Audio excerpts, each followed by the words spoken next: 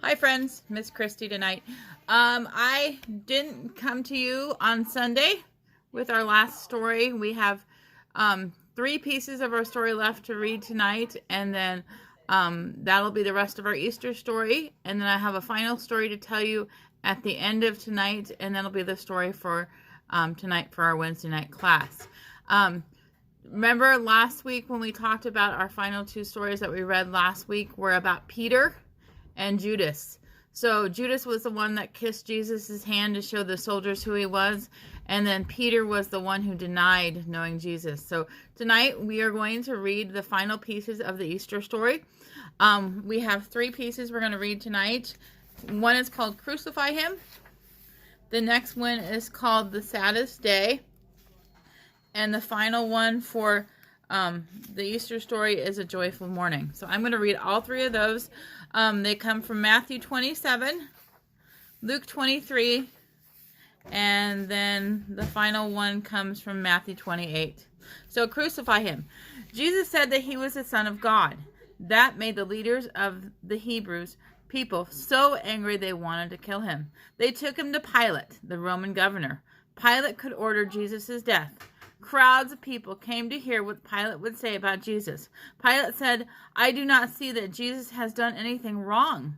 It is my custom to free one prisoner during the Passover season. I will release Jesus or the criminal named Barnabas. Which one do you want us to release?" "We want Barnabas," the people shouted. "What about Jesus?" Pilate asked. "Crucify him," the crowd shouted. The soldiers put a crown of thorns on Jesus' head and a purple robe on his body. Then they spit on him and made fun of him. "Hail the King of the Jews," they said. They even hit him with a stick. So they were being very mean. Then the soldiers put a big wooden cross on Jesus' back. It was a cross that Jesus would die on. They made him carry it to the hills outside of town. A crowd of people followed Jesus through the town to the hill. Some of Jesus' friends were in the crowd. They felt very sad because of the things happening to Jesus. The next part is called The Saddest Day from Luke 23. The soldiers led Jesus to the hill outside of town where they crucified criminals. They nailed Jesus' hands and feet to the big cross and then raised it. Two thieves were also being crucified that day. They were on the crosses on each side of Jesus. People stood around the crosses, watching the men die. Some of them made fun of Jesus. They shouted, "Hey, if you're really God's son, then why don't you call on your angels to help you?" One of the thieves hanging beside Jesus said, "If you're really the Messiah, save yourself. Save us too." But the other thief said, "Be quiet. We deserve to die. But this man has not done anything wrong. Jesus, remember me when you come into your kingdom." Jesus told him, "You will be with me in paradise today." He saved the others, but not himself, the Hebrew leader shouted. Jesus said, "Father, forgive these people. They do not know what they are doing." By noon, Jesus was getting closer to death. Suddenly, the sky was very dark. In about 3 hours, it was dark at night. Then Jesus said, "Father, I give you my spirit into your hands." Then Jesus died. Jesus died on the cross so that people's sins would be forgiven. He did that because he loved us so much. This was God's plan so that one day, people could be in heaven with him. Jesus' friends took his body down from the cross. They took Jesus to the cave and laid him there.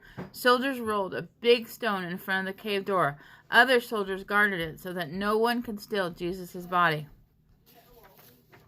Okay, our final part of the story, the most amazing part. A Joyful Morning, coming from Matthew 28.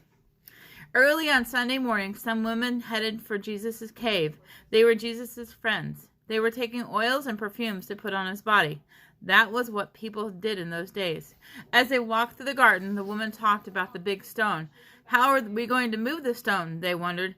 "It's so big that it took many soldiers to put it in place."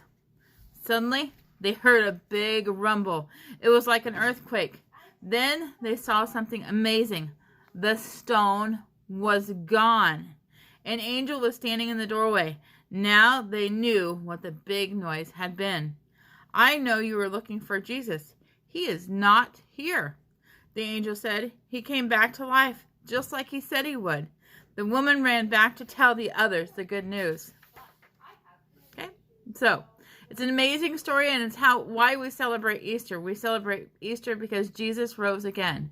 We celebrate his resurrection and just the awesome things that Jesus has done for us. So we're going to pause, and we are going to do our final crafts for this section, and we'll be right back.